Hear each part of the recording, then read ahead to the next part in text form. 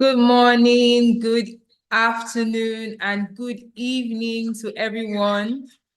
Thank you so much for joining us today, and we do sincerely apologize for starting a little behind time. We had a bit of a network glitch, but now we're here and we're excited to be here. Welcome to the W Business Masterclass 3.0, Empowering Women to Trade Across Border. My name is Olubusola Faraway, and I am delighted to be the moderator for today's session. Our theme for today is focused on intra-Africa trade dynamics and unlocking local market potentials. And today we'll be delving really deep into the topic with experts from the AfriExim, and we'll be speaking more in depth into how you can export with the African Continental Free Trade Area program.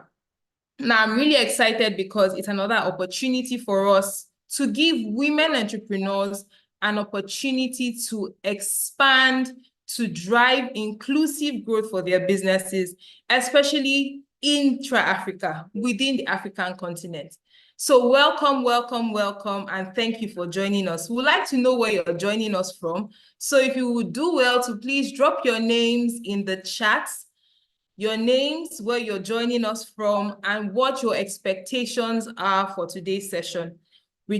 Trust me, you are in for a jolly ride. You're in for an exceptional time today. So please, we'd like to see your chats in the chat box on YouTube.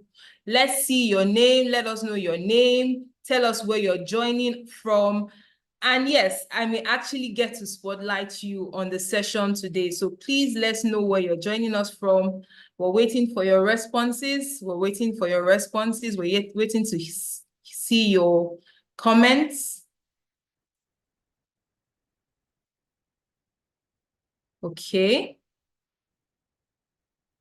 Do we have any comments? Just let me see if I can find anyone in the chat, just so I could spotlight you.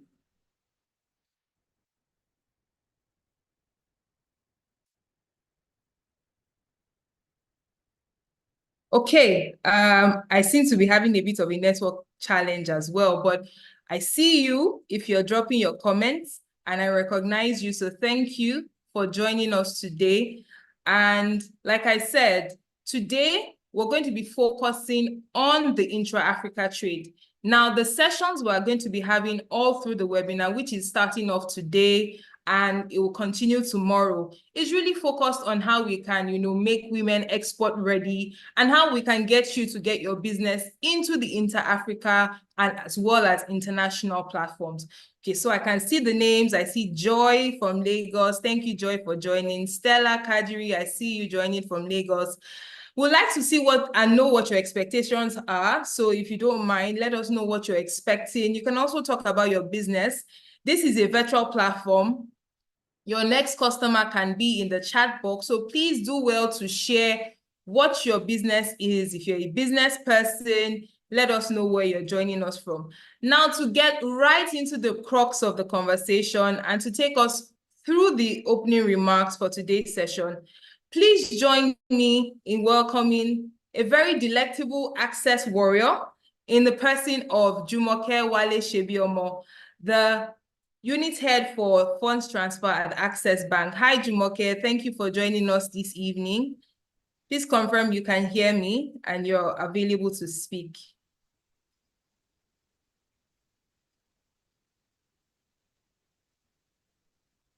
Through the opening remarks for today's session, please join me in welcoming a very delectable access warrior in the person of Jumoke Wale Shebiomo.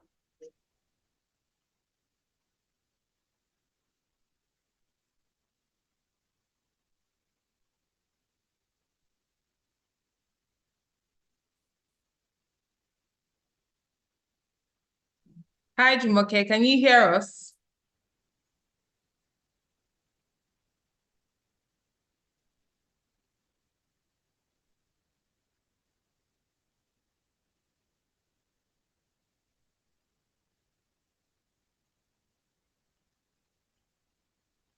Hello, Jumoke, are you there?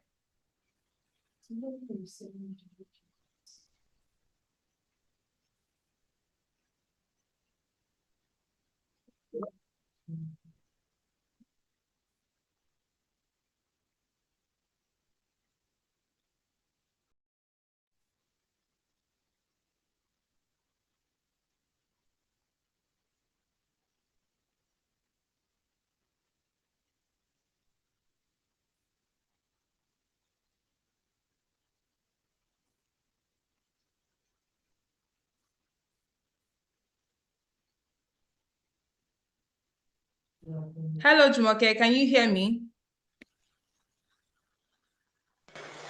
Hello, good afternoon. Okay. I think I was on mute. Okay. All right. Please go ahead, Jumoke. We can see two devices on, so maybe you want to turn off the other ones. We can hear you loud and clear. Okay. Good afternoon, everyone. Busola, thank you very much. And I welcome everybody to today's program. And then, as she has said, this is basically a program that is packaged for women. So I don't know where most of us are joining from, but first of all, I would like to welcome all of us, both ladies and gentlemen, if there's anyone in our midst, our esteemed guests and fellow advocates for women empowerment. You are especially welcome to the one of our webinar events.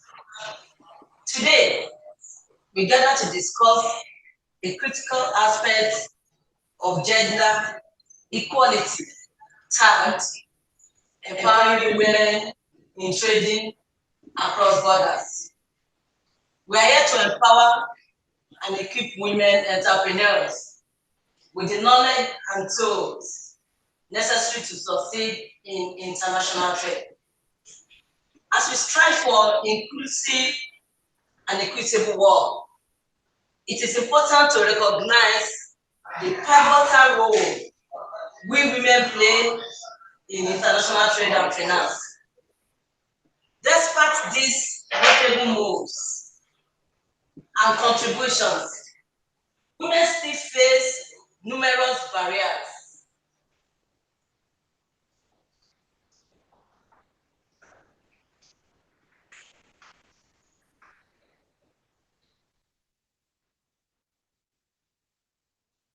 Hello, Jumoke. We seem to have lost you again. Can you still hear us? Well, we do apologize for the challenges. You know, today is just a bit of a network glitch, but we know that we're going to still get some, some very good content from this. Jumoke, are you still there? Very good. Can you hear me? I'm here. Yes. Would you mind turning your video on? Because we just also noticed that your video.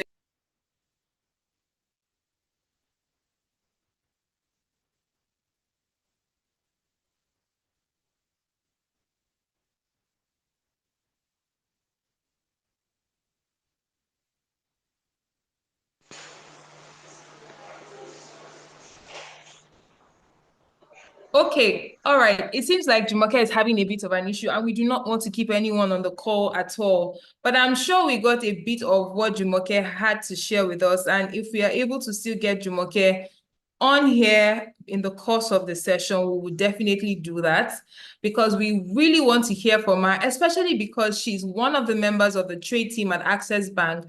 And we really wanted her to spotlight, some of the things that Access Bank is doing to encourage trade finance and also to, give women access to payment opportunities as you begin to export your products inter-Africa and internationally. So we will look forward to getting some of those nuggets from Jumoke and, check back with her once we have a network resolved. But without wasting much time, like Jumoke had also shared, women are doing significant things in business. And I would dare say, women entrepreneurs in Africa are doing great things. Now, what has been, a lot of women face challenges, issues in, getting into the markets, especially into international markets. Even within the African continent, is still very difficult because there are certain barriers that, they encounter, be it access to the necessary markets that would even buy your products, or even access to, the information and the tariffs that you need to pay. So today we have an expert in the room that will be doing justice to this. And like I mentioned earlier, we're not doing this alone. We're actually doing this in partnership with the ITC under the AfCFTA Bank. And they will be speaking to us in details how to export with the AfCFTA. Now, the AfCFTA is actually an initiative that's an acronym, African Continental Free Trade Area. Now, we'll be having Sean Lake take us through this session, and I'll just be giving us a brief profile of who Sean Lake is. Now, Sean Lake is the Senior Advisor for e-learning at ITC and the Academy Manager for the SME Trade Academy. He joined ITC in 2013 and with the task of establishing an online training academy for ITC. The SME Trade Academy now offers over 120 courses on trade-related topics and have received over 1 million course enrollments since 2014 from over 180 countries.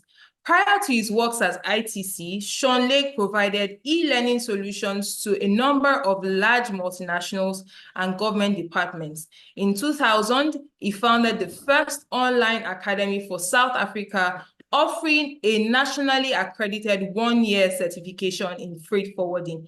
Please join me in welcoming today with your virtual claps in the chat box, Sean Lake, who will be taking us on this session. Hi, Sean. Thank you for joining us today and good evening. Thanks very much, Lucia. I appreciate your introduction and I look forward to having this session with you. I believe most of the audience are watching through the YouTube channel. Yes, right. So the interaction might be a bit interesting, but let's see how we can do it. I would first like to introduce Dorina, my colleague at SME Trade Academy, who's a very important person in our team. She's behind the implementation and management of our AfCFTA Bank project, which is the How to Export under the AfCFTA project. And she will help me in presenting some of the topics we'll talk about today. And she will also, we're going to see if we can try use a bit of Mentimeters. Let's see if the people that are out on the YouTube channel can maybe see the QR code, and then if they can join via Mentimeter, that would be one way of getting some interaction in our discussion. So Dorina, I'll hand over to you for a few minutes.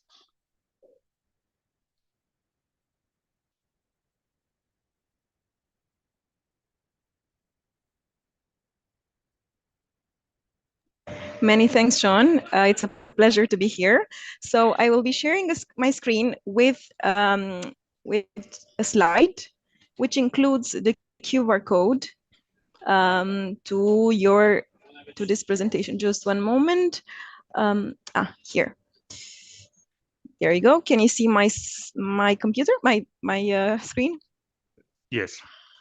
So you have two options. You can either join using the QR code. So if you could scan the QR code with your phone, or you could go to menti.com and use that number that it's on the right-hand side of the screen.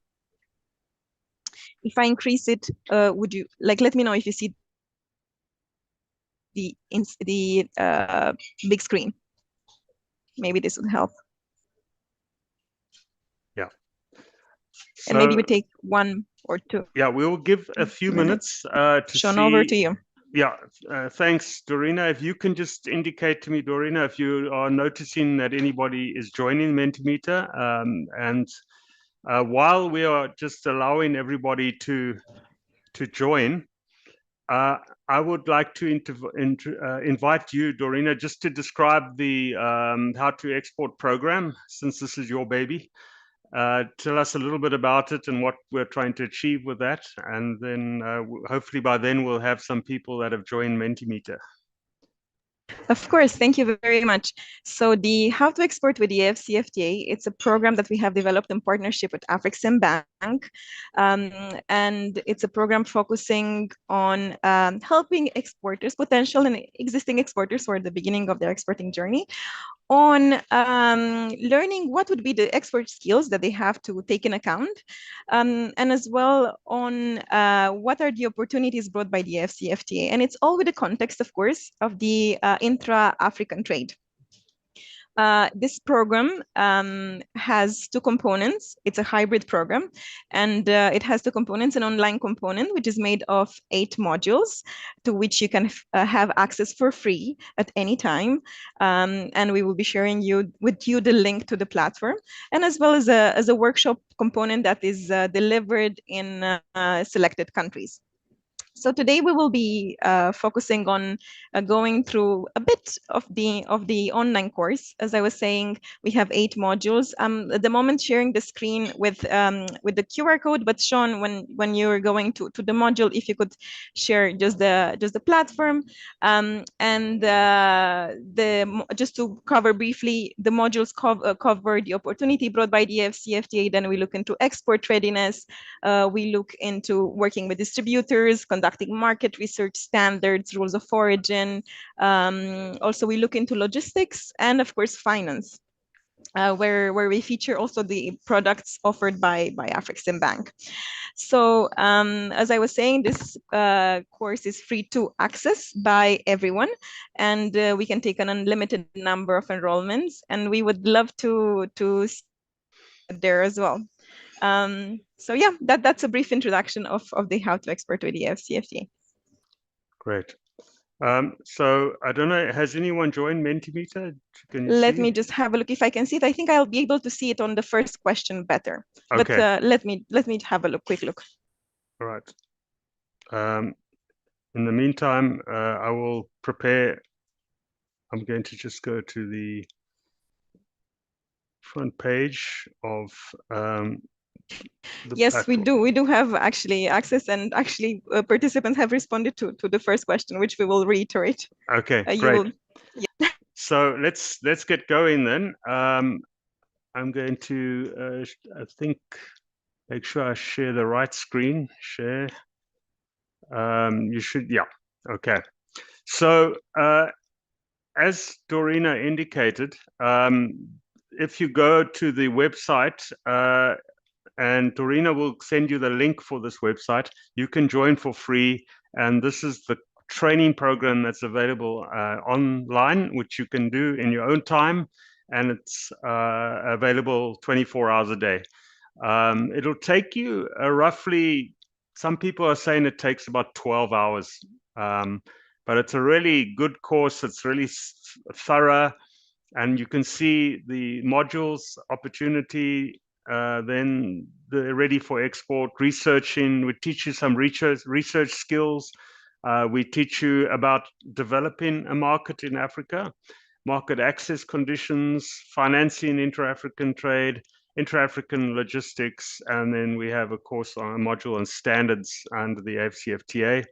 Now, what you will find, this is quite unique in that it has the intra-African focus, whereas most export courses tend to have a global focus or maybe even a EU focus or whatever. But this is really directed towards intra-African trade, because there are very unique challenges that you will find when you are trying to even trade with your neighbors.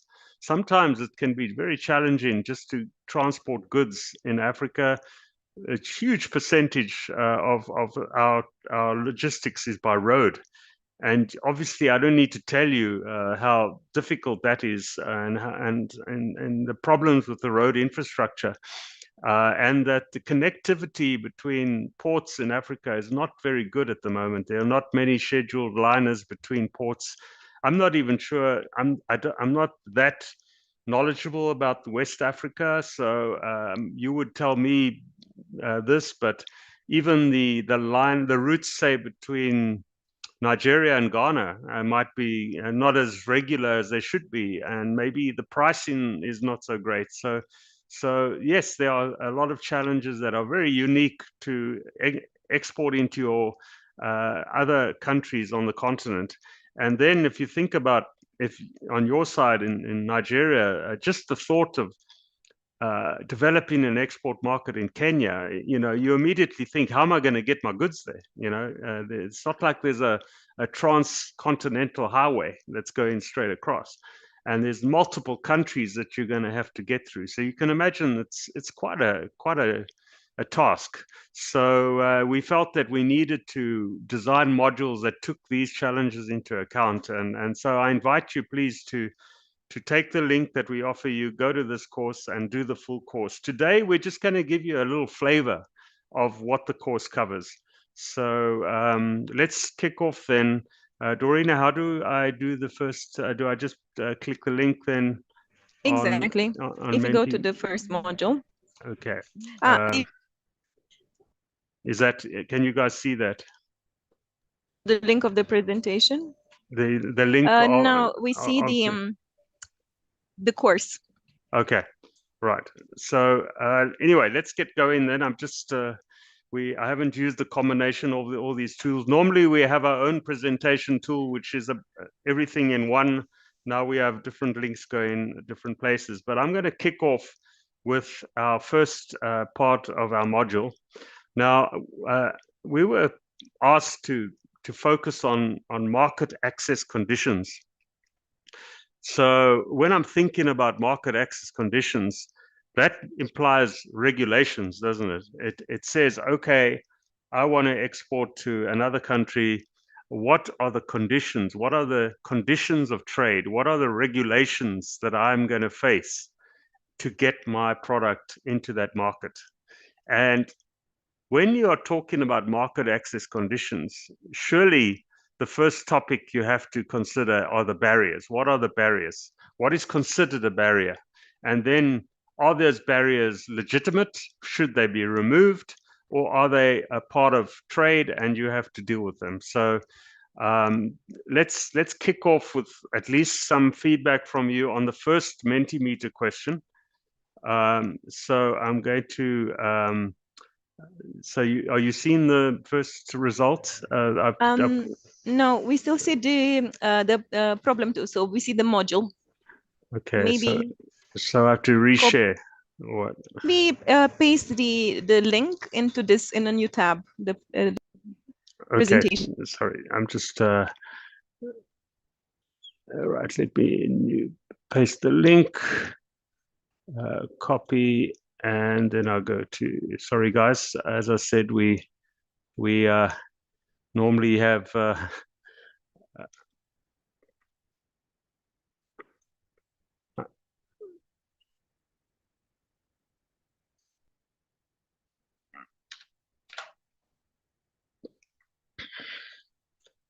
all right, do you see that? Yes, we see. Okay. All right, so this is an interesting result. About 31 of you have replied to this question. As I say, I'm not sure how we're going to interact using via the YouTube channel. So normally I would ask people why they have chosen this, but I'm going to have to just look at the results and then discuss the two different results. So of the 31 of you that replied to this, 19 of you believe that market access conditions are regulations and procedures that are set and implemented by the importing country. And 12 of you believe market access conditions are regulations and procedures set and implemented by the exporting country. So this is an interesting mindset that we have to understand. We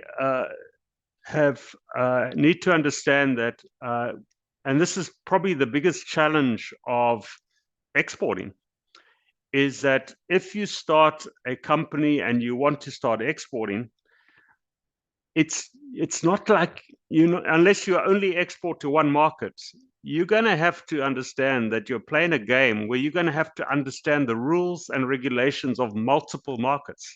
So the correct answer in this first answer is that market access conditions and regulations are set by the importing country.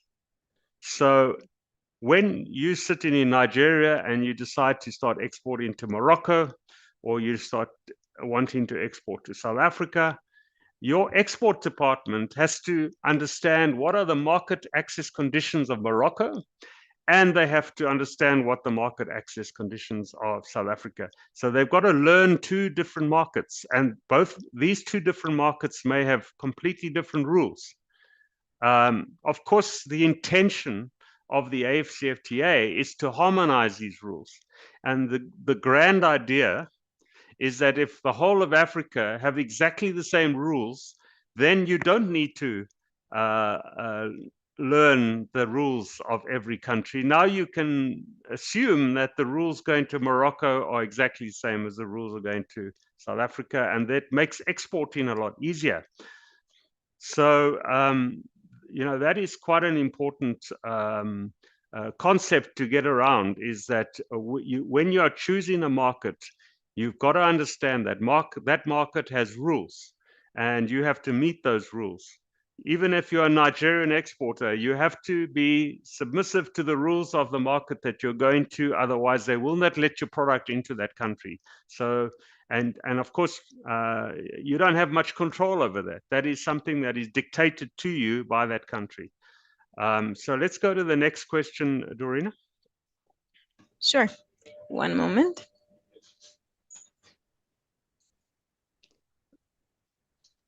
Okay, so the next question we're going to look at. Can I keep this slide open? So you should be able to go to the next one, but like yes, that. exactly. Okay. Yeah. The next one, the following one. The next one. Okay. Mm-hmm. All right. So now, which of these rules are are considered reasonable, or what is a non-tariff barrier? In other words, what is fair, and what will always be there, and what should go away. So I'm going to ask you to choose between two different statements. The first statement is where a market requires, say, health and safety certificate issued by an authorized body. That's one option. Or is that a non-tariff barrier? Or where an importing procedure requires a number of very specific and onerous steps to comply with that regulation. Is that the non-tariff barrier? Because the implication here is that a non-tariff barrier shouldn't be there. It's a barrier. It should be removed. So when you have trade agreements, when you have free trade agreements, non-tariff barriers should not be there. There are just justified rules and regulations, but non-tariff barriers are not justified. They need to be reduced or removed. So if you look at those two statements, which one of them do you think is a non-tariff barrier? The one where they're asking for a health and safety certificate, or the one where the procedures are onerous? Which do you think is a non-tariff barrier, if you can answer that question? So we have answers coming in, but okay. I don't see them on your screen. If you want, I can send you the updated link, or I can share it. Or should I? I won't go in the next. It won't show on the next slide, eh? No, it should show here, but I'm not sure why this is not happening. Okay. I can give you the updated link. Okay. Okay, I've got some answers You here. have them. Ah, okay. So I just refreshed. Yeah. All right, that's interesting. So some of you have answered this question. Some of you are saying that health and safety certificate is a non-tariff barrier.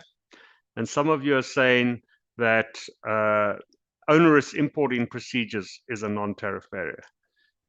Now, the correct answer is the importing procedures that are unnecessary and onerous. That is what we call a non-tariff barrier. That can make it very difficult to export to that country. And it is completely fair for a country to ask for health and safety requirements. So if you are exporting to, say, Ghana, and the Ghanaian authorities say that the food that you send them must be certified as safe to eat for their consumers, of course, that's a fair request, and that's always going to be there. No one's going to drop their health and safety standards just to promote imports or exports. But the process of determining if that food is safe and the onerous procedures that may have to be followed in order to get through the border post, that is unnecessary. They should make the process, the purpose should be to ensure that the goods are safe. The purpose should not be to delay, to frustrate the export or import process. So the correct answer is that where importing procedures requires a number of very specific and onerous steps to comply with the regulation, that is considered a non-tariff barrier. So that's what we're trying to move away from. So what I'm going to do now is I'm going to play a video where we explain the concept of tariff and non-tariff barriers that are experienced in Africa.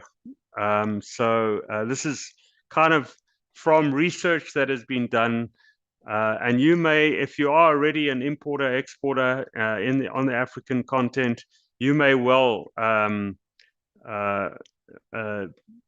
align with what you're about to hear now. So I'm going to quickly play this. I think I must just make sure that I've shared with computer sound. Share sound, yes. Okay. And then, sorry about that. And then let's go. And just tell me if the sound is playing.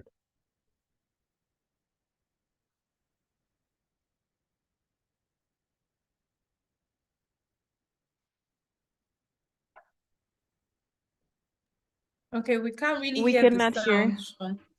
Excuse me? We cannot hear, so maybe reshare with the sound. Okay.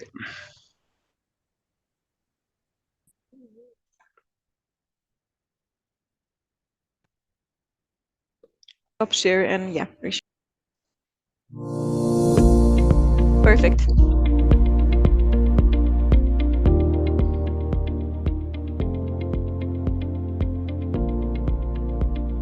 Exactly what are these non-tariff barriers that seem to be plaguing the African continent? The most problematic are cross-border procedures. These include excessive paperwork, rejection of documents for minor errors, and too many agencies needing documents with the same information requirements. This is exacerbated by the inadequate facilities which are unable to service the requirements, such as SPS inspections. This impacts on the time to process and inspect shipments. Inefficient border posts as a result of understaffed and untrained border officials, rigid opening and closing hours, and a lack of coordination between agencies, creating long queues and delays. A lack of transparency makes things worse by unavailable up-to-date information on procedures and requirements, and reluctance to use modern technologies such as paperless trading. All of this creates an environment that incentivizes corruption, where officials are heavy-handed with the interpretations of the rules, which enables them to solicit bribes for special treatment. And finally, transporters report multiple unofficial checkpoints along the transport route aimed at soliciting fines from trucks or arbitrary reasons. This increases the cost and time it takes to deliver goods.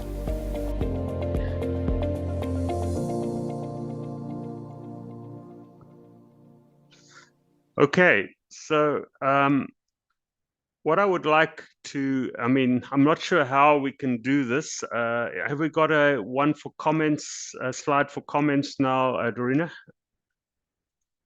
Yes, we do. Okay. We do. I'll share. let's just test this. I'm not sure if it's going to work, but I would like people to maybe comment on what I've just said. Maybe affirm that you've experienced such a thing and maybe briefly say what you experienced. Or if you are confused about what I've said, maybe you could ask a question as well. So I just want to get some kind of feedback from you as to this issue of tariff and non-tariff barriers. Tariff barriers are, when you are exporting to a country and they charge 20% of the cost of the value of the goods as customs duties. That's called a tariff barrier. And of course, we're trying to reduce that in the AfCFTA. We're trying to get that down to zero. But that's not actually the big problem here. The big problem is the non-tariff barriers.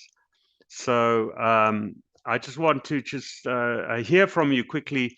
Are there any of you that have experienced non-tariff barriers if you have tried to export? Or what are you afraid of? Maybe if you haven't exported and you're anticipating some issues, maybe you've done a bit of research and you're anticipating some issues. Can you maybe share those on those comments? That would help me a lot to get a feel from where you are in this discussion.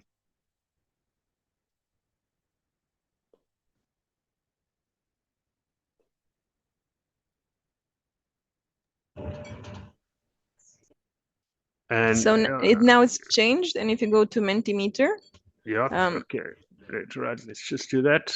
This silly thing on the top. The last tab.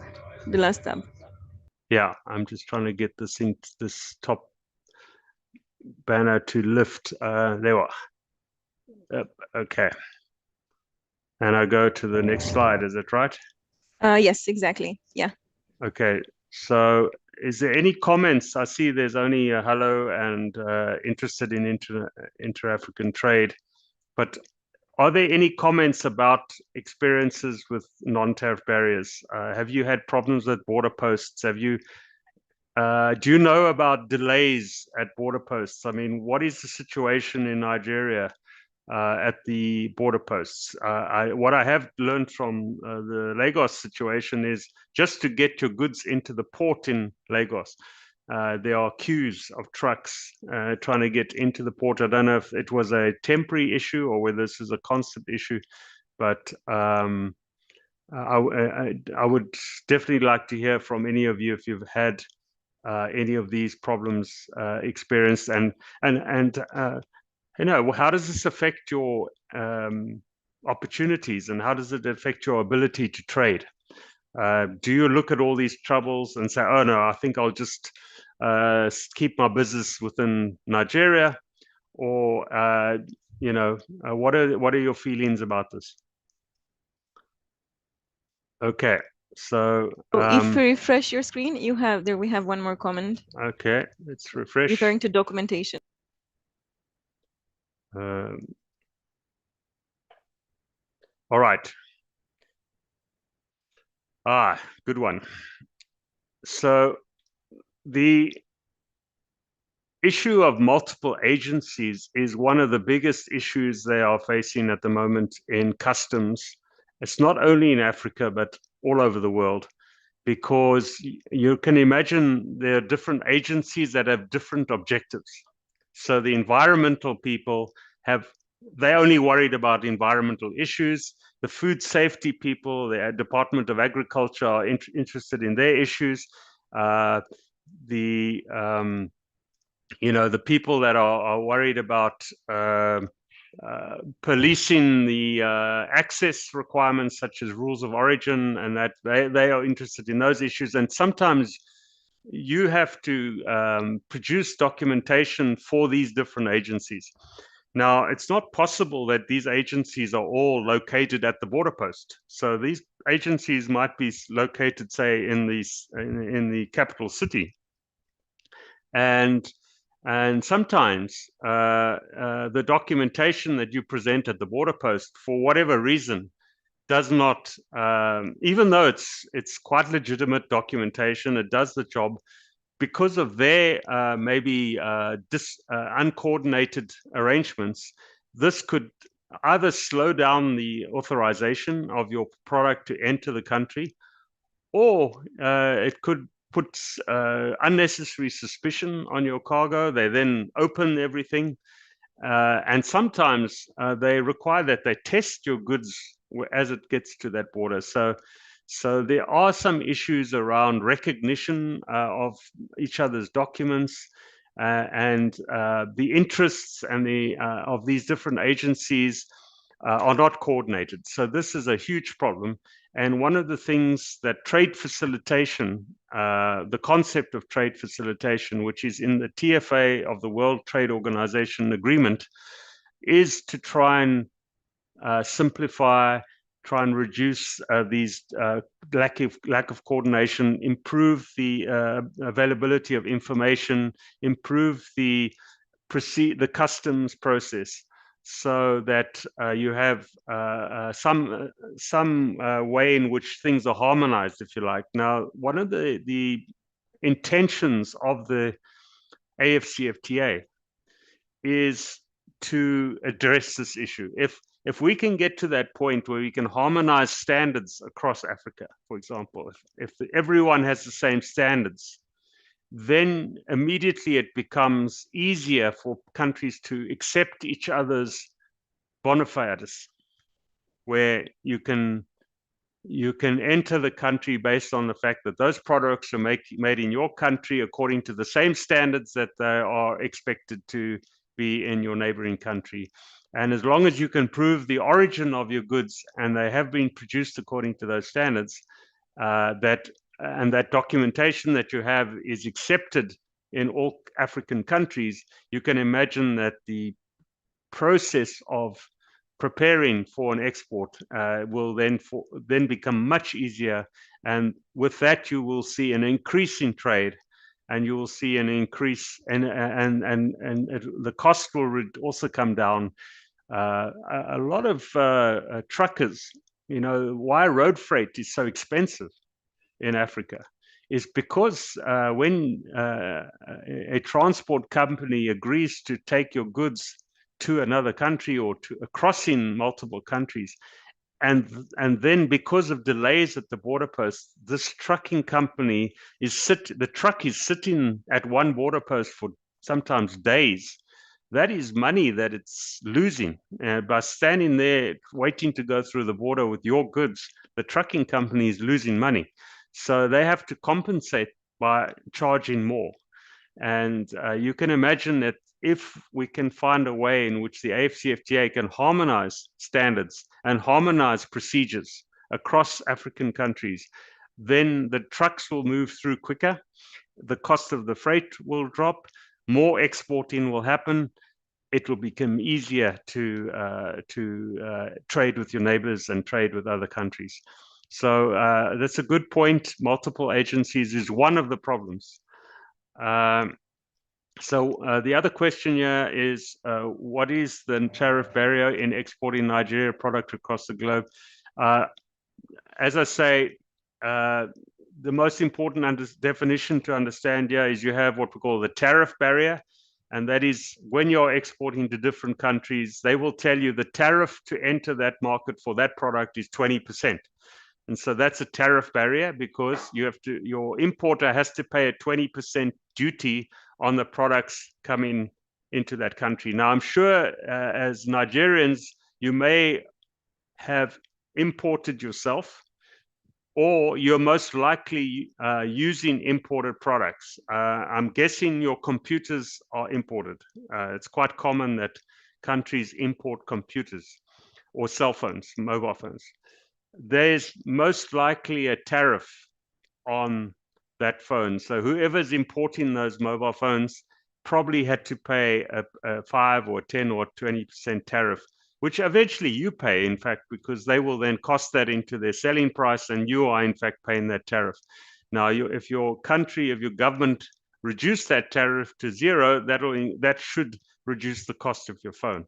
So tariffs is a thing that the AfCFTA aims to reduce. In fact, the mission of the tariffs is to the mission of the AfCFTA is to have that's why they call it the African Free Trade Agreement. Free means free of tariffs, no tariff barriers, and then they say that might be easier, that might happen, but what might not happen so easily is the non-tariff barriers, because those are the ones that are difficult to spot, and they can be put in place in different ways. So, okay, I'm having a look at the other comments. I haven't experienced, but I have concern, which is missing goods. Okay, that's kind of not really a tariff barrier, but it is a logistics issue. When you are shipping, when you are moving cargo across multiple countries, and especially if your cargo is mixed with other cargo, and so the container, you don't have control over that container, as in keep it sealed. There you can have some problems where you and of course insurance can be very expensive as well. You know, shipping insurance to cover the missing goods. So this is an issue. I haven't kind of picked up that it's a major issue. It's one of the lesser issues, I would say, in the big picture of trading. And there are remedies for this. Two remedies that come to mind. One is taking out a transit insurance, they call it a cargo insurance, which will cover any cost of missing, losing, or damaging your goods. I would say you have to be more worried about damage to your goods rather than theft of your goods. And then the other way of dealing with that is just using reputable transporters. It's better to use transporters that are having the expertise and maybe the correct equipment, that understand how to manage goods in transit, how to make sure they're not damaged, etc. So I would say that is more your issue rather than the missing goods. But I guess if your concern is missing goods, I would suggest make sure you're dealing with a reputable company to transport your goods, and then consider taking out cargo insurance when you are exporting. So let's just see what else. All right. No others come in. I think I've covered all the questions. So I think that we've done already. Have we done it? No? Okay, I think we'll leave this question, Dorina. No. Yeah, have we not done this one? So this is just the opposite of the other question. It was just to check if you got it right, but I just wanted you to understand that when the market is asking you for health and safety to comply with health and safety regulations, this is a legitimate request of the importing country. Therefore, you should comply with that, and it's unlikely that that requirement's ever going to go away. It's just part of the game. If you're going to export to other countries, you're going to have to meet the requirements, or those kind of requirements. And then what we hope that our leaders do is they, through the AfCFTA, they harmonize standards. They have actions to reduce non-tariff barriers, so that the experience of complying with the health and safety standards is fair and reasonable, you know, and that your documentation is accepted by the importing country as it should be. So yeah, so what we're going to do now is we're going to just watch a video quickly on what can you as an enterprise do to minimize these challenges that are presented by non-tariff barriers. And I think because I don't think I have to reshare to get the sound, but let's just test and just tell me if it's not working.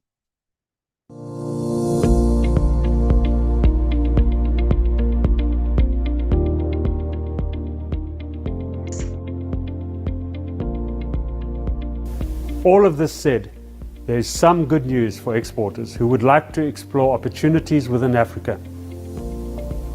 The coming into force of the AfCFTA requires its signatories, which include almost all African countries, to progressively eliminate tariffs and non-tariff barriers to trading goods. In order to monitor and enforce this, the AfCFTA has established an NTB subcommittee to oversee progress on the elimination of NTBs and undertake periodic reviews on each country's efforts. Each country is also required to establish a national monitoring committee as well as national NTB focal points. Exporters will therefore be able to report unfair requirements to the NTB focal point for their country. In parallel to this, the WTO is working to help facilitate trade. All WTO members, which include the majority of countries in the world and in Africa, have signed the Trade Facilitation Agreement, or TFA, which requires that each country take very important steps to facilitate cross-border procedures. Broadly speaking, these measures include and aim to improve the provision of information, improve the response to inquiries and complaints about problems at the border, and assist traders to comply with SPS and technical measures. What can enterprises do to navigate through this world of NTBs? Well, essentially 3 things. Firstly, you can plan and prepare your shipments. Make sure you know what is required, what the correct documentation are, how to complete the documents. If you understand the procedures that you are expected to follow, you have an easier time predicting what might go wrong and take appropriate action to prepare to mitigate the risks. Second, get professional help. Use a reputable and qualified freight forwarder who is familiar with your industry and target market. If they have shipped products to your export destination before, they will know what kinds of problems can occur along the way, and they will be an invaluable resource to help you identify and plan for potential bottlenecks. And thirdly and finally, take time to educate yourself on all aspects of exporting. The more general knowledge you have, the more skilled an exporter you will become. The easier you will find it to compete in the international market. As we have seen, NTBs form a major impediment to the growth of intra-African trade and to the economic development of Africa more generally. As an individual enterprise, you have limited options to overcome these.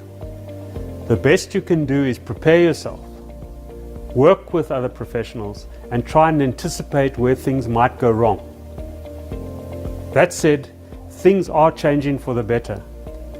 With the ongoing implementation of both the AfCFTA and the WTO Trade Facilitation Agreement, countries are beginning to address the problem of NTBs in a serious way. And in coming months and years, we can expect that it is not just tariffs, but also non-tariff barriers which will fall across the continent.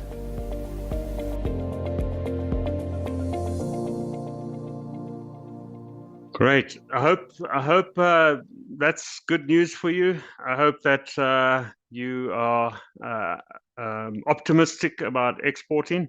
I'm just going to talk very briefly about now what I'd call the legitimate side of the challenges of market access conditions, and this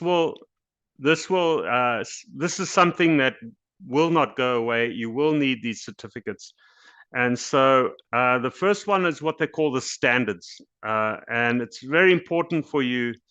The moment you say to yourself, I'm going to start looking for export market in Africa, and you go through your research and you discover your best opportunity is, say, to access the North African markets of Morocco and Tunisia. You want to start doing your research. And the first question, if you are, say, an exporter of soap products, I know that you've got a lot of soap production in Nigeria. I think you guys have some production on cosmetics as well. I remember doing some case studies on that. And so you can imagine soap and cosmetics. These are products that could damage people's skin. You have to be clear. You have to be careful that these products are safe for human usage. And the first question you would ask if you're targeting Morocco or Tunisia is, what are their standards? What standards do I have to meet, and how must I demonstrate that I've met that standard? And you normally have a what they call a HS code, and you will then look up what is the standard for your HS code entering that market, and it'll very clearly tell you these are the requirements, this is the certificate that you require. And then you need to find out, well, which institution or a body in your country issues that, and it's normally your standards institution, or SGS is also often SGS, or Bureau Veritas. These are organizations that will be active in your country, and they most likely have the authority to issue such certificates. So what will happen is you'll have to fill in a whole lot of forms. You will then submit your application for that export order to Morocco or to Tunisia, and then they will look at the information that you give them. You may have to send some of your soap to that body, that authority, and they will analyze your soap. They'll put it through a laboratory test, and then if everything is fine and you meet the standard, you will then get issued the certificate, and that'll become part of your export documents. So when you put your soap on the aeroplane that is going to Morocco, that will be one of the important certificates that will be needed on the other end to let your soap come into Morocco. So that is kind of a very brief description of the certificates of compliance that you most definitely will encounter. And as I said, in future, it will be great when the AfCFTA gets to that point where we have harmonized standards across Africa, and then it's the same standards for everyone, and then this is less of an issue. But you will still need the documentation, but it will be easier to produce that documentation. The other point I want to quickly talk about as another requirement is the issue of origin, meeting rules of origin requirements. And maybe can we ask this question, Dorina? Can we get comments on this in the comments block? The question I want to ask you, if you can comment on that block that Dorina makes available for you, comment on why do you think when you're exporting to another country that it's important that you prove that that product was made in your own country? Why does, say, Morocco want to know for sure that the soap that you are selling them from Nigeria was in fact made in Nigeria? Why do you think that is important? And if you could just comment on that. And while you commented, I'm going to carry on talking about this. So maybe if you listen to me long enough, you might even get the answer. But the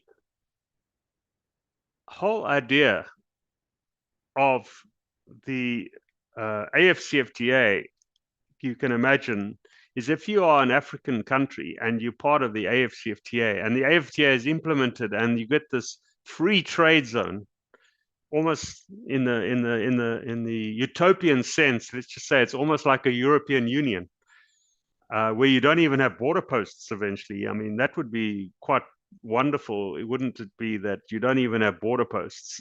You just can move from one country to the other. You can sell your goods across borders without even documents, etc. That I think we're far away from that, but that is not a bad incentive. You would definitely you would be very cautious, of course, that people are not cheating. And how do you cheat? Well, if I'm a country that's not in this preference area, if I'm not part of the African Free Trade Agreement, but I want to benefit from all of this free trade, and I could somehow I can pretend that the goods are made in Africa. So, for example, the soap is made in Vietnam or whatever. It's brought in as soap into Nigeria, and then all you've done is you've changed the wrapping. You've just put another color wrapping on there, and maybe you've put a wrapping with the Nigerian flag there, and then you export it to Morocco as if it's Nigerian soap.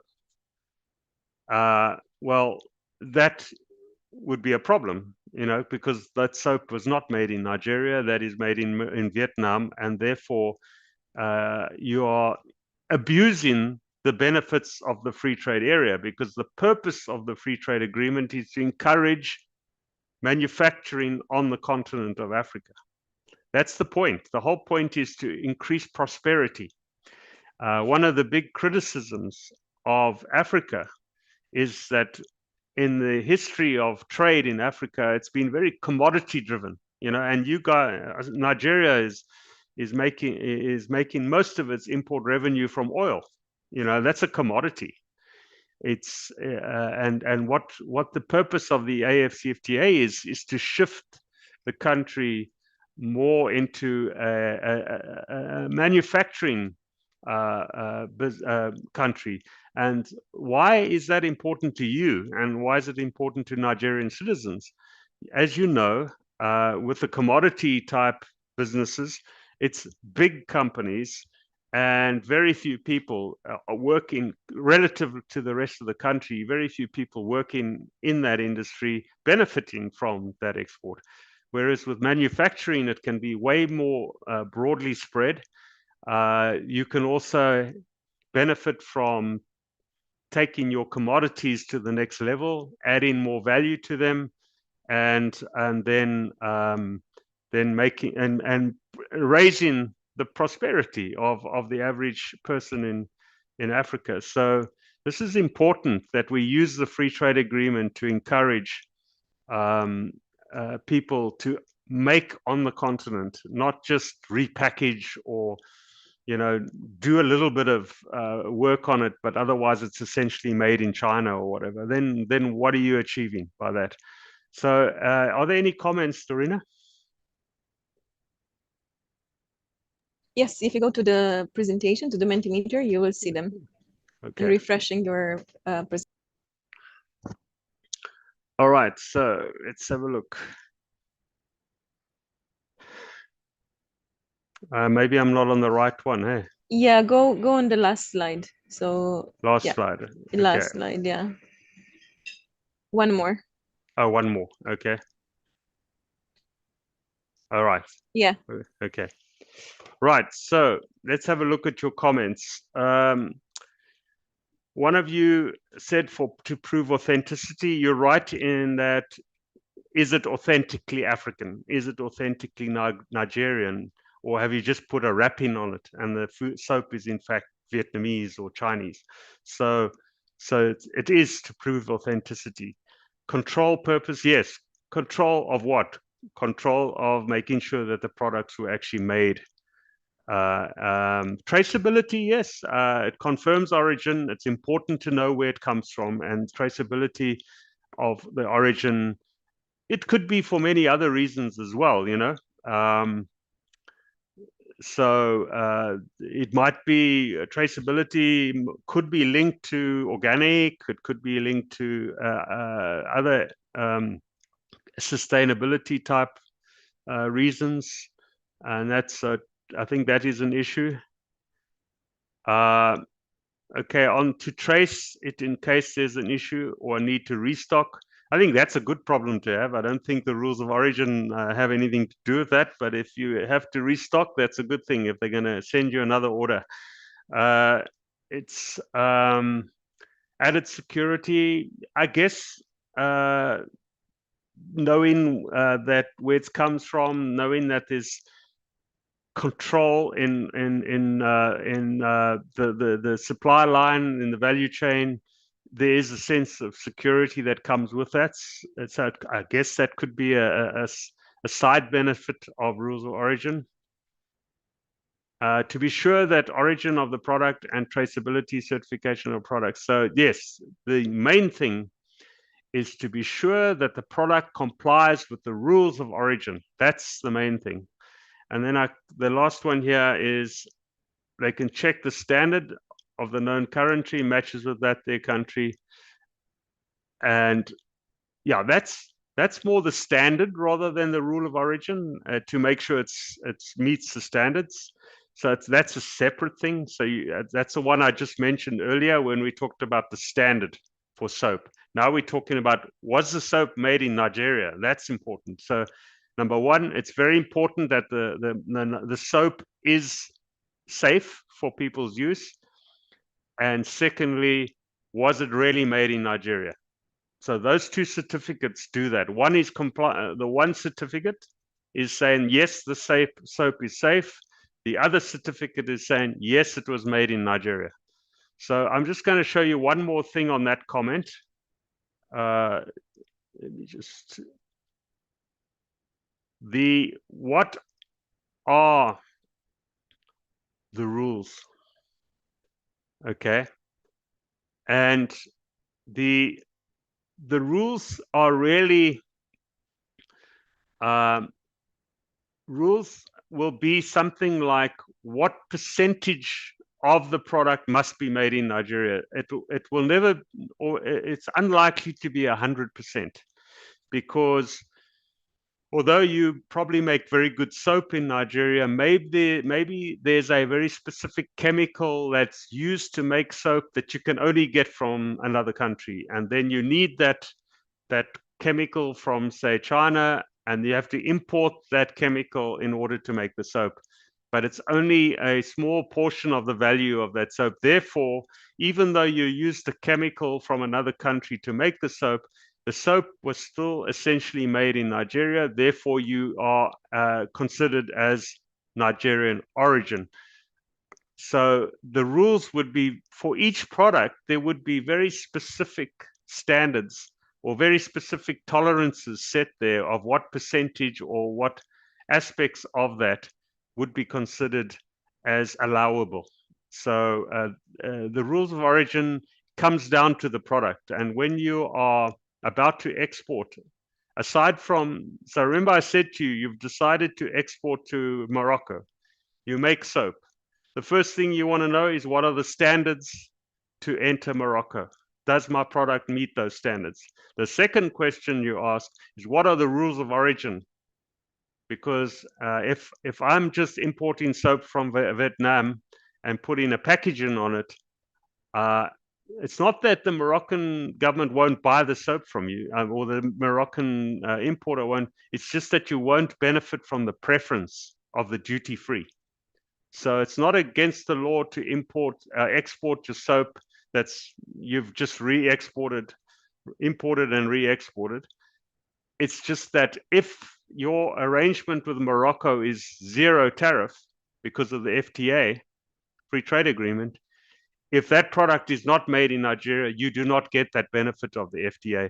You have to pay the normal duty going into Morocco. So if you don't meet the rules of origin, it doesn't mean you cannot export. It just means that you will not get the preference that the FTA provides. So the link between rules of origin and trade agreements is important. And often the trade agreement will tell you what the broad policy and philosophy is of rules of origin. So I hope that I've explained those two important things about market access conditions. So what I'm going to show you quickly now is I've gone to, this is the ITC has this, and we can send you this link as well. The ITC has this website called Market Access Map. And here, it's a great database. I am from Nigeria, so I can go Nigeria. And I want to export to South Africa, and I want to export soap. And I found some tariff headings here that describe, and I choose the one. I should actually get help from somebody like a customs official or maybe a freight forwarder to tell me which of my tariff headings I must use. So let's just say, okay, so let's use this one. Okay, I'm just going to click on that one. And then I'm going to search. Okay, and so, whoa. Currently, if I want to export soap from Nigeria to South Africa, tariff heading 340120, I have a 20% import duty at the moment. I would imagine that the AfCFTA should reduce that to 0. I'm not sure what the current situation is there, but I'm assuming that if you're a Nigerian exporter to South Africa, it should be 0. And it seems to me that there are no regulatory requirements, which I find a bit odd here. It might be because there's no data available. So I'm going to choose another product that most likely does have data, because sometimes these databases don't show you something that's important, not because there aren't any regulations, but because they haven't got the data for that. So I'm going to take something like chocolate.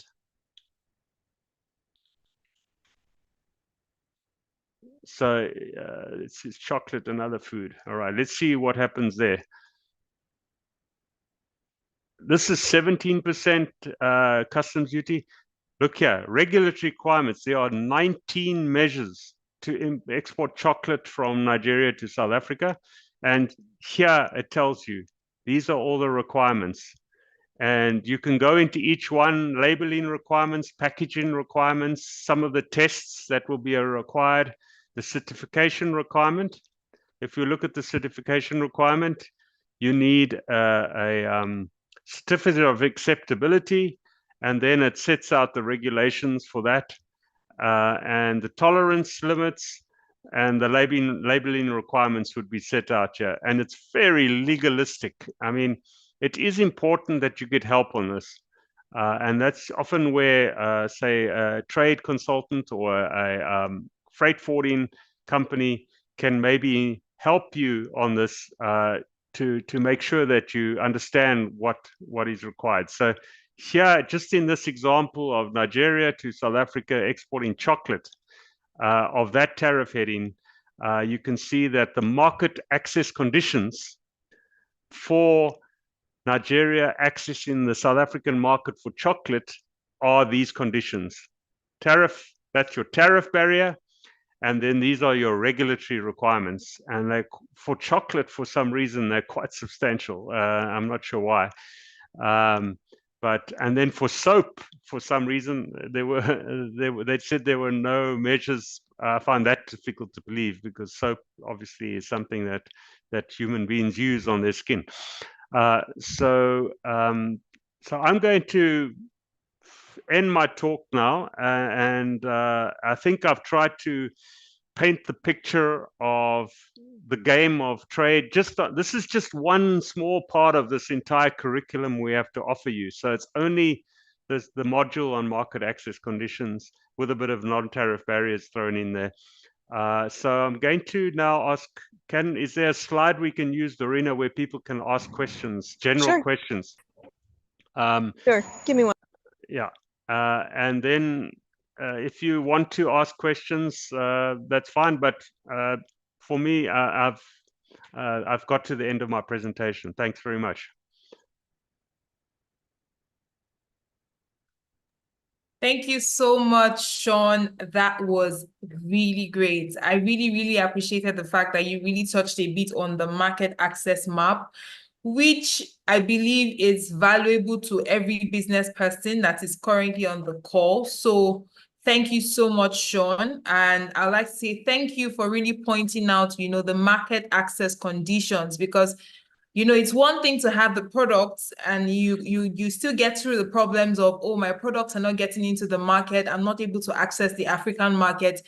What is the challenge? I'm having barriers. But thank you so much for really dropping all of those nuggets and letting us really understand those barriers and how they can actually be mitigated.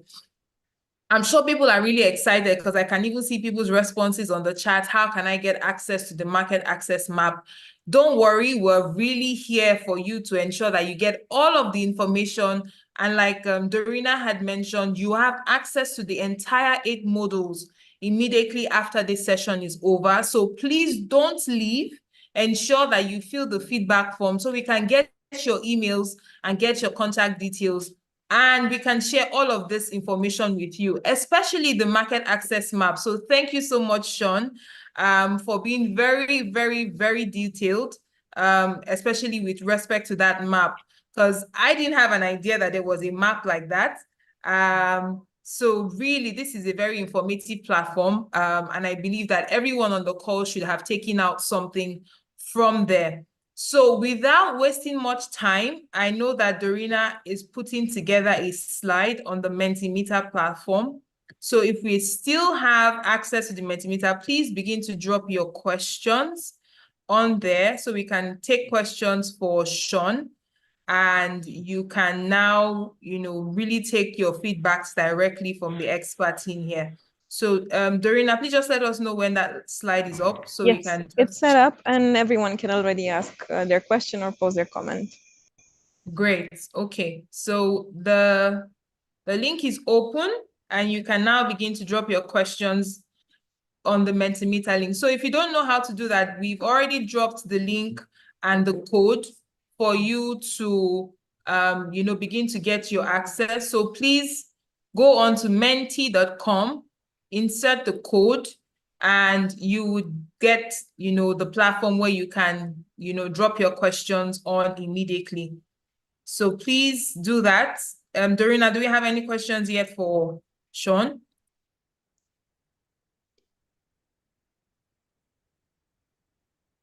Not yet. I cannot see anything at my end.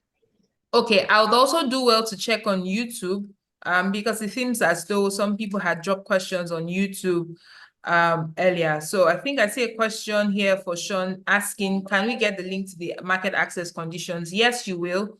I saw a question earlier, and that was a question that I feel like we really need. Okay, so somebody was asking, how can I export palm oil from Nigeria to other countries? I think, Sean, you touched a bit on this, but maybe you would like to maybe talk about it a bit more. Maybe this person, wasn't on the call at the time you spoke about it. So while I just pick up more questions, does that work? Yeah, sure. Of course, the first question is, are you export ready? And that means, do you have a factory or do you have access to product? Is this product exportable? What is your export price? How competitive are you? Because let's just say you produce very high quality product. That means you don't necessarily have to be cheap, but then you have to identify that market that is willing to pay for that high quality. So it's all about, do you have the product? And then what do you know about the options, the market options? We do have a tool that we could also share with you. It's called the ATO, the African Trade Observatory.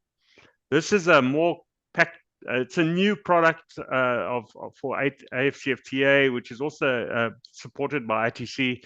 And this has what we call an export potential. So you could put your name, Nigeria, palm oil, in whatever format that you export it, African market, and it will identify what are the values of exports and imports into each country. And already you'll get statistics that will show you which countries are currently importing palm oil from Nigeria. You could find out Nigeria is already exporting palm oil to Morocco or to Ghana. So that gives you a clue that someone in Ghana is buying from Nigeria. So that indicates that there's a market. Or it would tell you, well, Rwanda is importing palm oil from Sri Lanka or from Indonesia. Lots of palm oil. They import, let's just say $10 million a year of palm oil from Indonesia. Oh, well, that means there's a demand for palm oil in Rwanda. Maybe they will buy Nigerian palm oil. And so that's where you start. You start to get the big picture. You start with the statistics. You start to see where the action is through the statistics. And then from there, you dig in.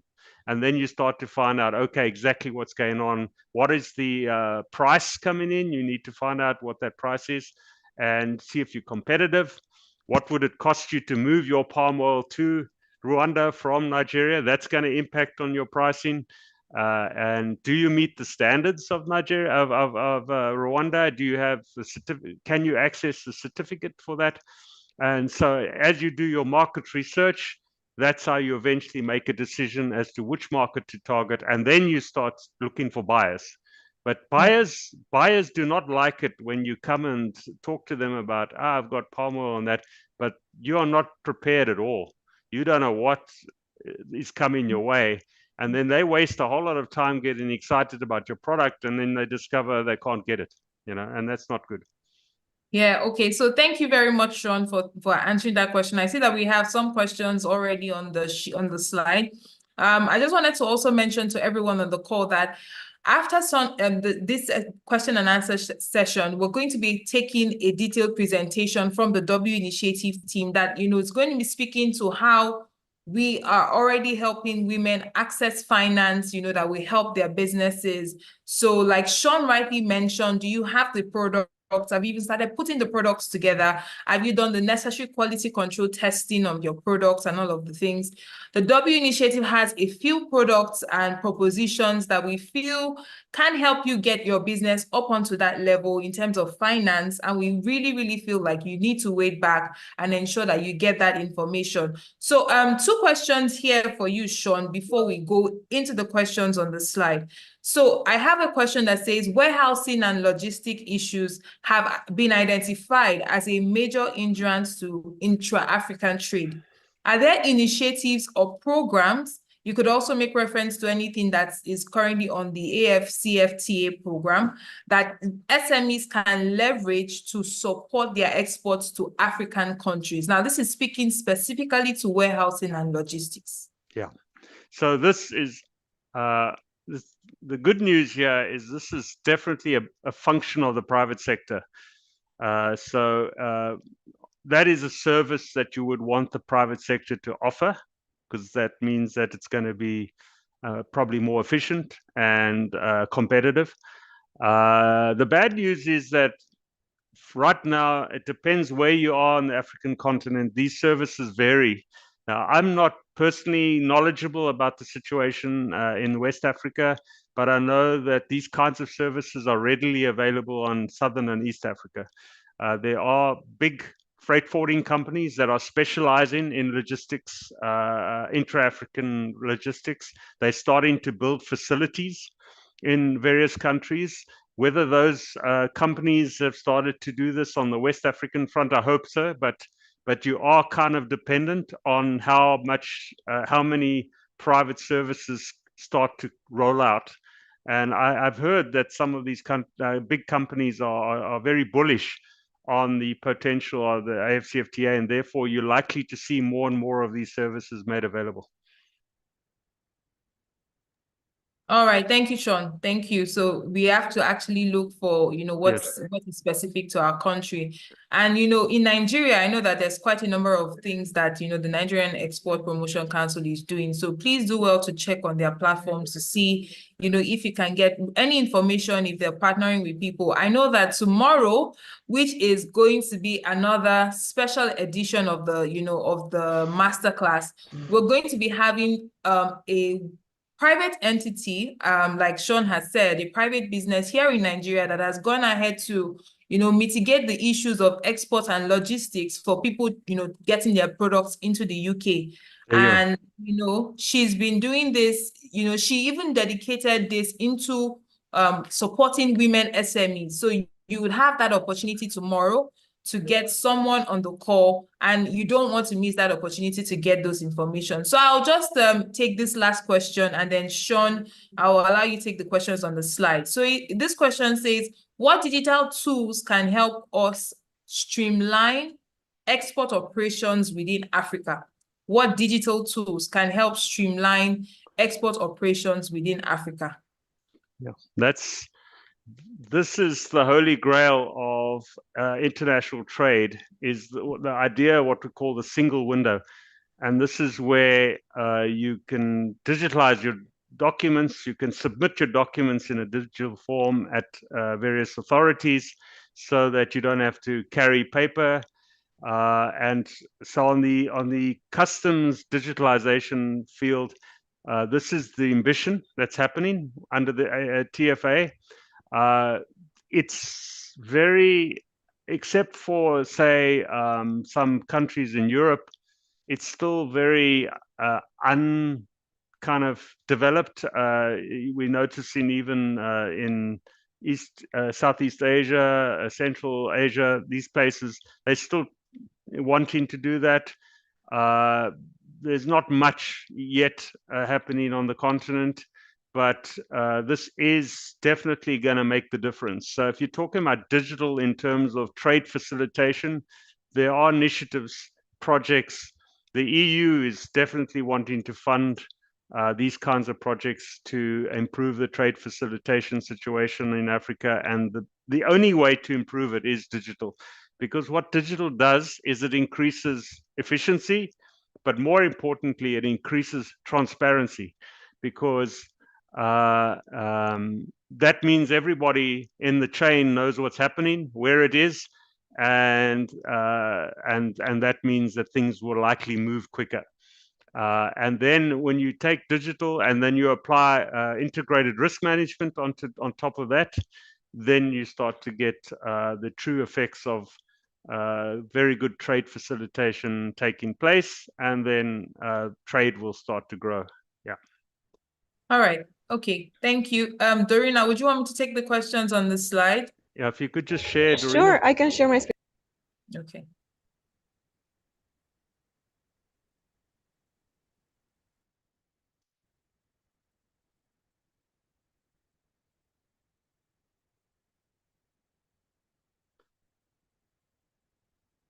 Okay. Well, so let's just look. Can we get your LinkedIn profile? Yeah, I think I have a LinkedIn profile. But we can certainly give you links to the SME Trade Academy. We can give you links to the AfCFTA Bank product, our platform there, to help you there. And we've got a lot of training available on these platforms. That question, do you have a list of items or commodities required by other countries from Nigeria? This, you need to use the tools that I've mentioned to you. We have at ITC, we have the ATO, the African Trade Observatory, which can maybe help you do some research. You can also look at our tool called Trade Map to see what's happening in the world in terms of commodities and the movement of commodities between African countries and between Africa and the rest of the world. One thing I'm afraid to say you'll be quite shocked by is that the intra-African trade is still too low at the moment. It's very low. And we hope that the AfCFTA will make a difference, but it's still a little bit easier to export, quite frankly, from Nigeria to, say, the EU or to the USA than it is to sometimes export to another African country. So we need to solve that problem.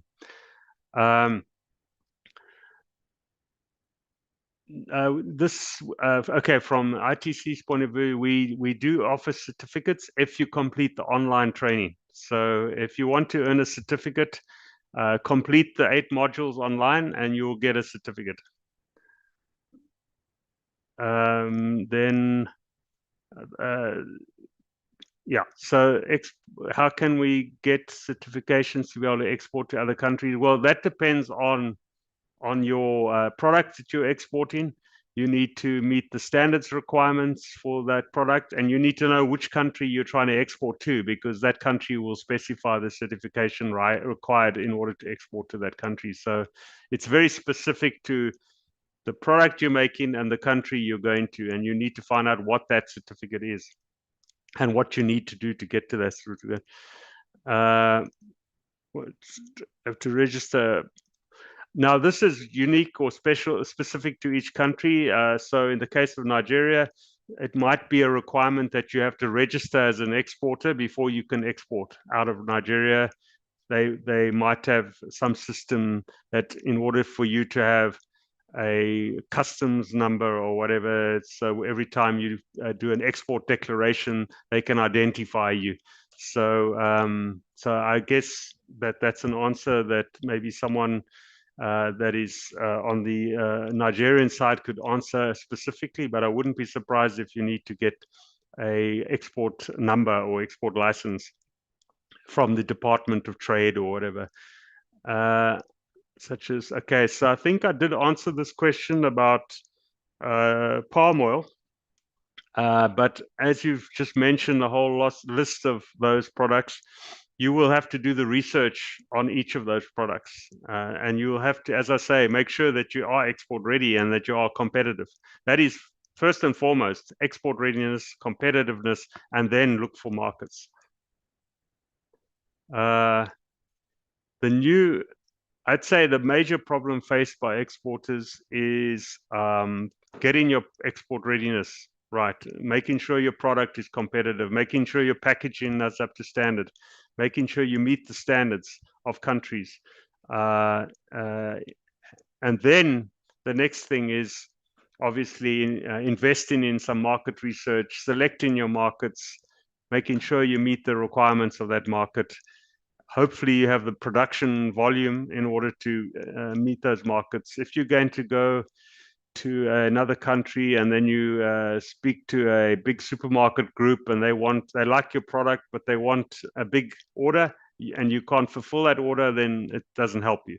So you need to be very careful about how you find buyers, what kind of buyer you're looking for. You might have to set up agency agreements in that country. You need to look after, you have to protect yourself as well. And then comes the logistics issues, and you have to also look at the payment issues. How are you going to get paid? How are you going to secure your payments? Are you going to use letters of credit? All these things have to be considered. It's actually, exporting is a business in itself. And it's not a bad idea to hire a consultant to help you set up and help you at least establish your export department of your company so you can do it properly. But you will have to invest in this. You should take it seriously if you want to export. And yeah, I understand that it's very hard for a small company to do this. You may want to even go to an exporting agency that does all of that for you, where they just simply pay for the goods that you make and then they export the goods. That could be a way to do it. I'm already exporting in a lower capacity, but getting genuine buyers abroad has been very difficult. This is probably the biggest problem, I would say, of exporters, is finding buyers. Because think about it. If you think about how you find buyers in your own country, well, if you have a shop and people walk past your shop, they just walk into your shop and they look at your product and they like and then they pay you and they walk out. So it's probably easier to find buyers, especially in the retail. It's probably easier to find buyers in Nigeria, and you know the rules and you know everything. And you can actually drive across to the shop of the buyer and talk to him and show him your products and that sort of thing. The moment you're talking about exporting to other countries, it's a completely different ball game. This means you might have to fly to that country, you might have to join trade missions, you might have to go on trade fairs, and you'll have to educate yourself on these things. It's another level of engagement. And so you do have to do a kind of a cost benefit analysis for yourself. You've got to say, do I want to export because I really believe that I can expand my market? And you need to be very clear what that can do for you. And unless it's profitable, don't do it. Export if it makes sense. If you need that bigger market, and if you're looking for that bigger market, and you believe in that opportunity, then invest in this. But don't just do it as a kind of a hobby. You're not going to succeed. That's going to be tough. So how can you achieve sustainability surrounded with constant? This is, again, wow. You can imagine, if you look at what China has done, I mean, if you just understand, I believe someone was telling me the other day that there's an entire region of China that just makes socks. They have these massive factories that make socks. And that means that when you go into a supermarket and you buy a pair of socks, I'm guessing that the chances of those socks coming from China is very high. And so to compete with that kind of product is almost impossible. So either you have a product that is unique to Nigeria, and then you don't have to worry about that kind of competition, or you have a very high quality or type of, say, raw material that you're using that is very difficult to find, and there's a certain unique or target audience that wants to pay for that and wants that product. Then you look for those niches, and that's where you try and operate. But when products become commodities, and when you're dealing with highly efficient producers, such as many companies in China that are huge, doing it on massive scale, billions of socks are made in China a year. You can't beat those guys on price. It's impossible. So you have to then look at another way of winning, where you can build your value and your value proposition around something else, and then compete on that. Some people will buy your product just because your diaspora, for example, they want to buy Nigerian products. That's a market that already is in your favor. Okay, now I don't know what your diaspora, I know there's a big Nigerian diaspora in South Africa. So maybe you target that diaspora with products that they want to buy from home. They have these homesickness, and that could be an opportunity for you. But it's a tough world, eh? And the more information you have, the better decisions you make. Are there any other questions? I'm fine. No other new questions on the slide, at least. Yeah, I think we've run out of the questions, and I think most of the questions have been put on the slide. Thank you so much, Sean. I really, really love the fact that you were very clear, and you really just, were very honest with people. You need to find your niche. You can't do everything. I was really surprised when you mentioned the whole region in China doing socks. So you just need to create your niche. I think earlier on, somebody asked the question how they could export men's shirts. You really just need to find out what country you want to start exporting those kind of products to. Is it something that would be required? Is it a profitable venture?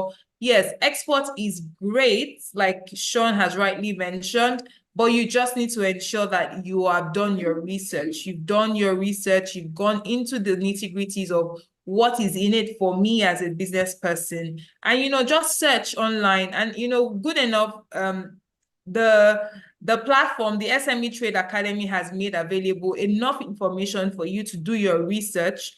I know Sean mentioned, the research about African market. Please go on the platform. Once you get the link, get into it, get more information.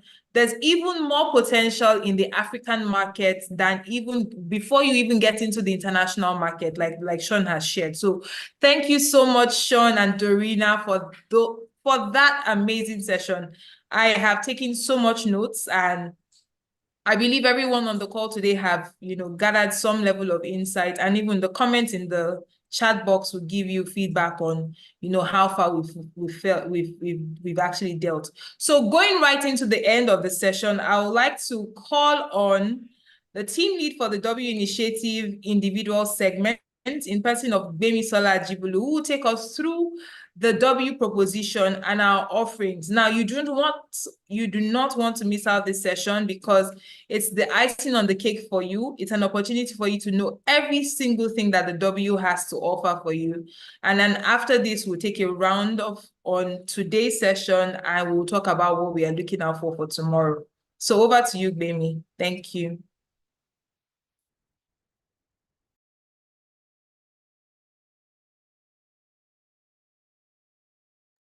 All right. Thank you so much, Busola, for that warm introduction.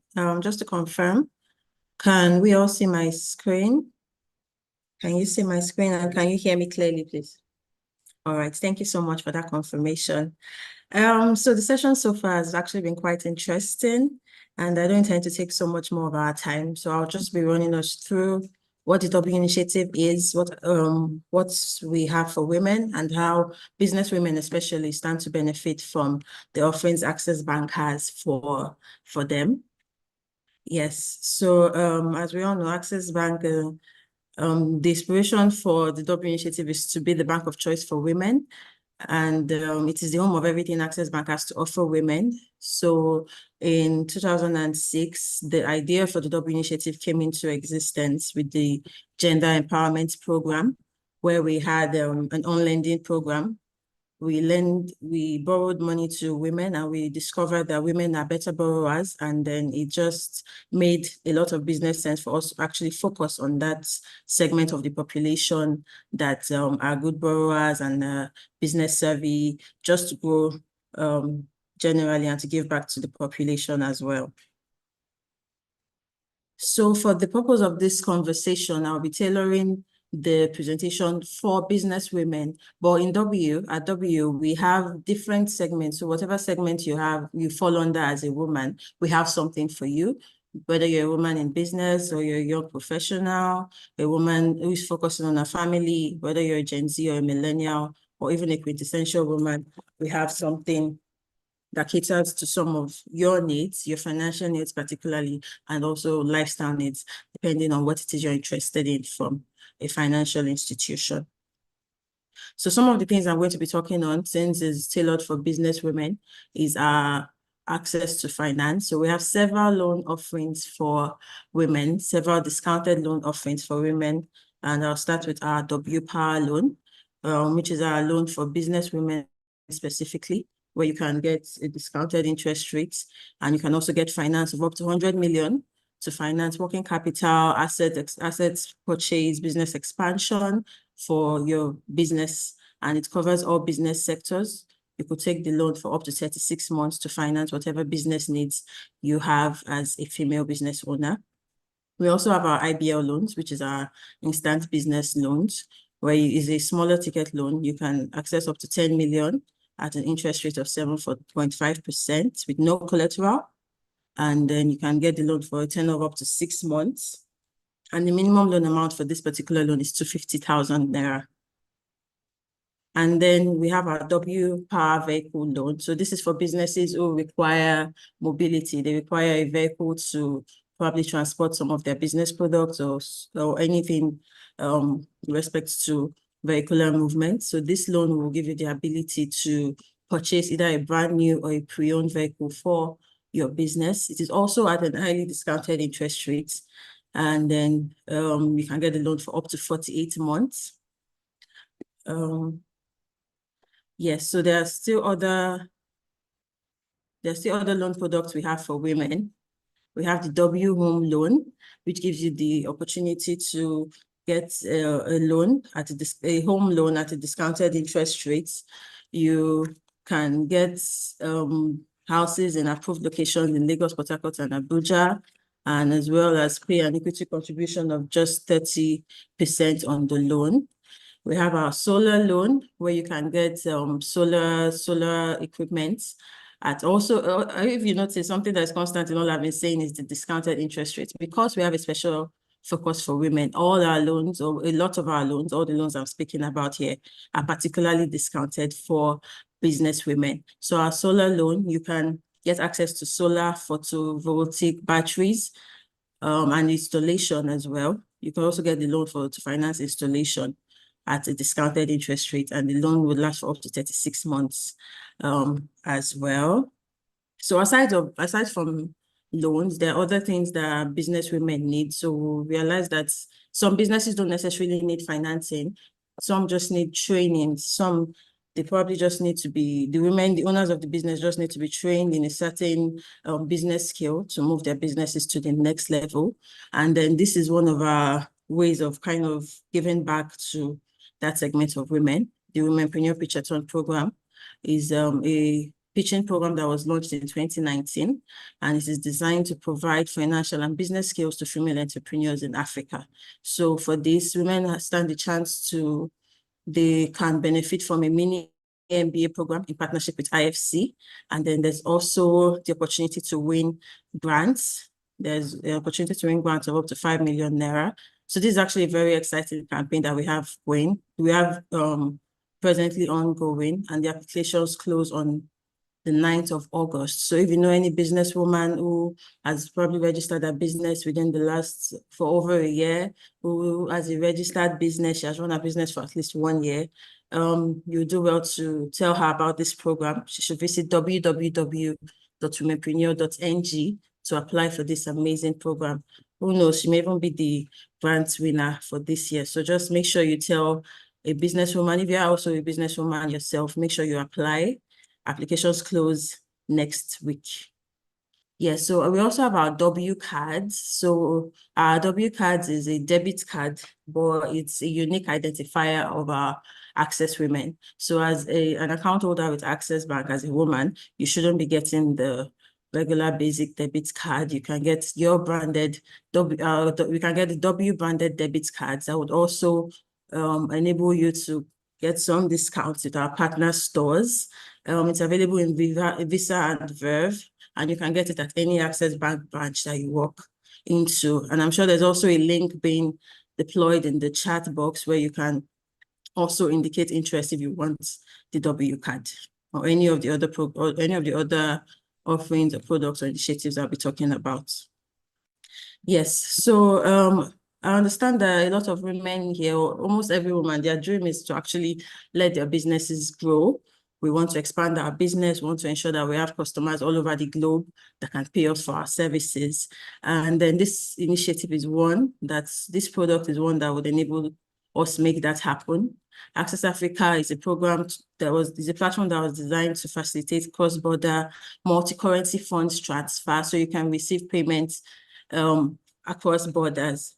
With Access Africa, it has positioned Access Bank as a pioneer leader in easing the challenges associated with international payments. So some of the benefits is that it's available to account holders of Access Bank.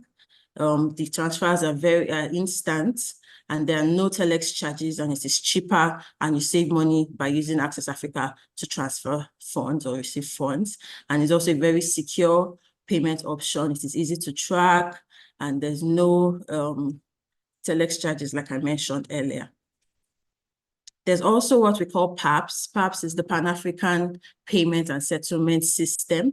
It is an infrastructure that enables instant and also cross-border payments in local currencies between the African markets. So this was designed to revolutionize cross-border payments, making it faster, cheaper, and more secure than before. So for this one, the customer just provides their Form M or other supporting documents, and then Access Bank authorizes, and then the client, the customer's Naira account is debited for the amount, and then the beneficiary receives the payment in T+1. That's in a day from the time the transaction is done. And then so it's a very straightforward and simple platform to use for cross-border payments.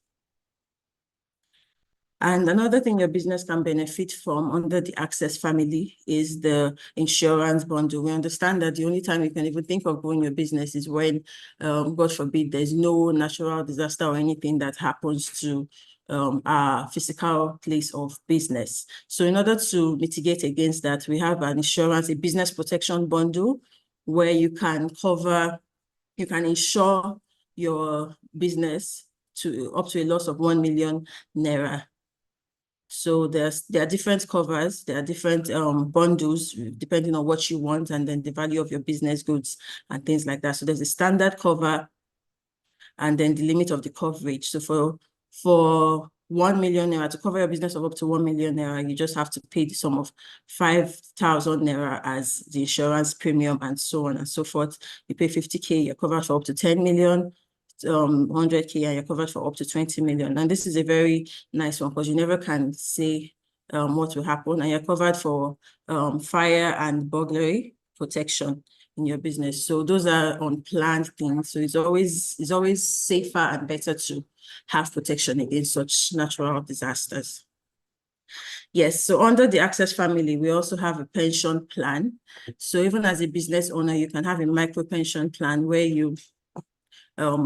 it is designed to attract the informal sector. So you can get paid pensions as well. You can save towards your retirement. A lot of us are young now, but to get to a point, you will have to retire.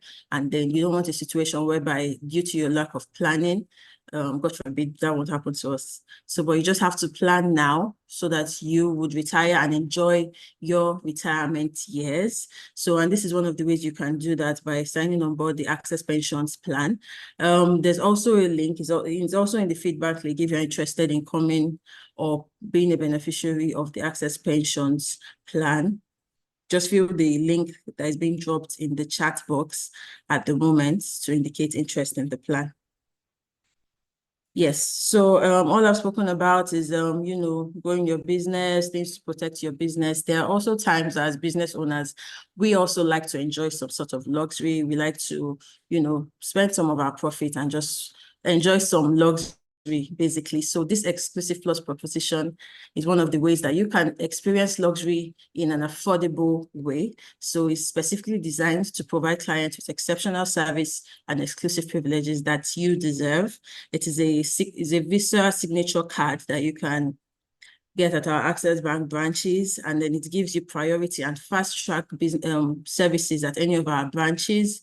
You get a complimentary 6 gig data every month. You get complimentary access to medical experts. You get free delivery on price per leader. A host of benefits here. You get complimentary movie tickets. You get access to in-branch lounges and airport lounges as well for those of us that like to travel. You get 10% off on Konga and a host of other things at a very subsidized rate of 6,999,000 naira monthly, 20,997 quarterly, and about 67,000 annually. So for all these things you're getting, it's a very discounted price to get all this monthly, quarterly, or annually, as the case may be.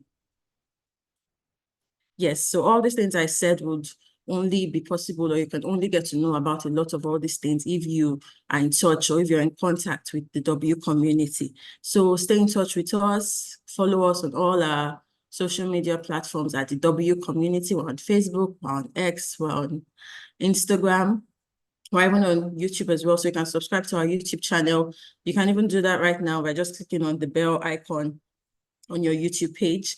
And then you can go to Facebook, Instagram, or X to follow us at the W community. We have a lot of exciting things coming up, and you can only partake of these exciting things when you are aware of it. And the best way to stay aware is to follow us on our social media pages.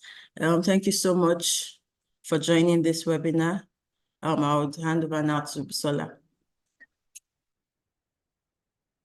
Thank you so much, Bemi, and thank you for that detailed presentation. So I now believe, because I see questions in the chat box, that we all have answers to our questions. So how do you want to apply for your loans?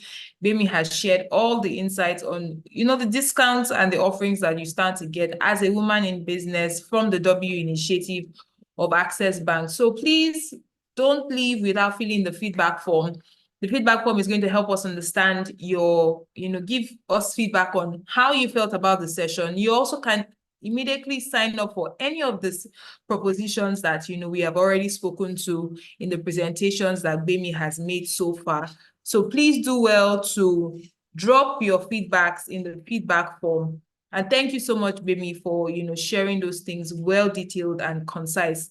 Now, this brings us to the end of today's today's session. Now, remember, today is day 1. Tomorrow is day 2, and tomorrow promises to be much more exciting.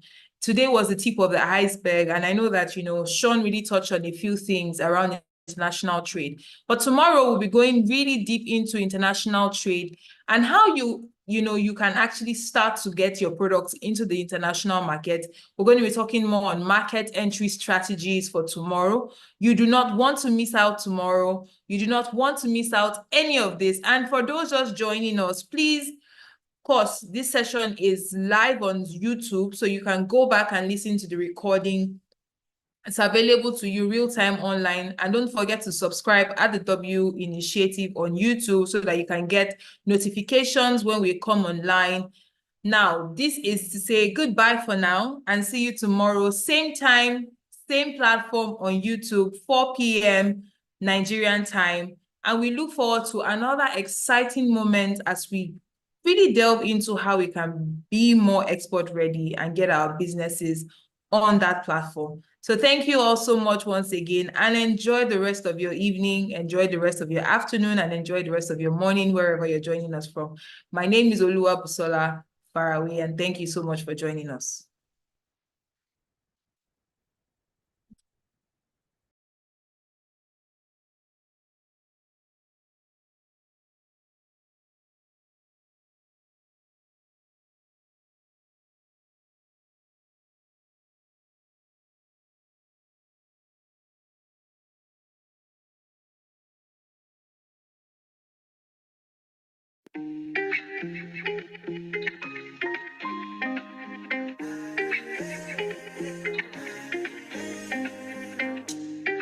I see a light inside of you, so let it shine.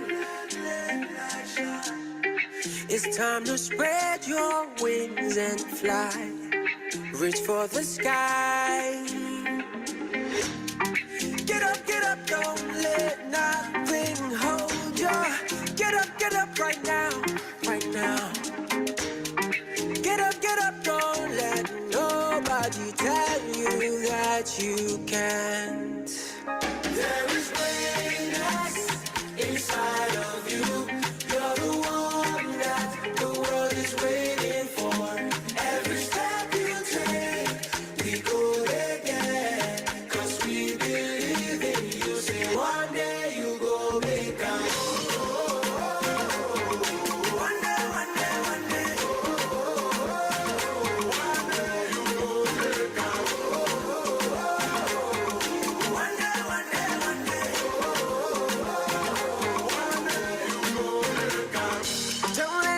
Push you down, stand with the ground. Yes, we believe in you. Yeah. Don't you give up on yourself till the world knows who you are. Keep on shining. Get up, don't let nothing hold you. Get up right now, right now. Get up, don't let nobody tell you that you can't. There is greatness inside of you. You're the one that the world is waiting for. Every step you take, we go there, 'cause we believe in you. Say one day you go make out. One day, one day, one day.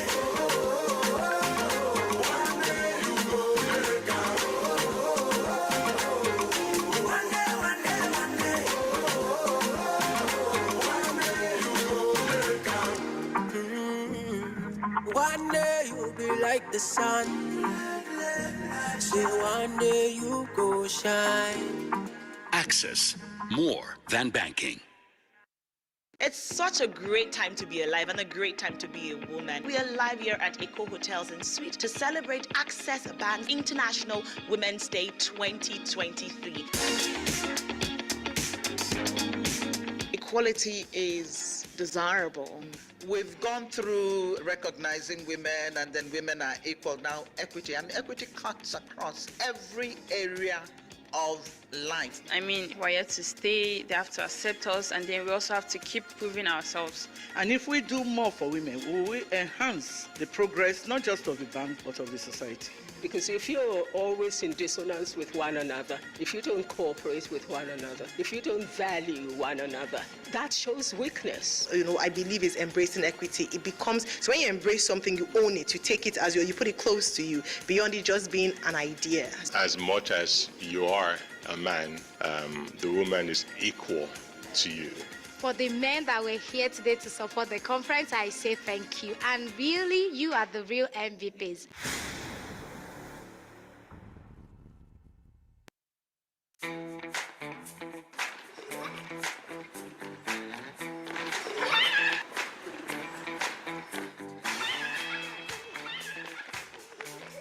I'm tired of trying. I need help. I want to try IVF. I know it's expensive.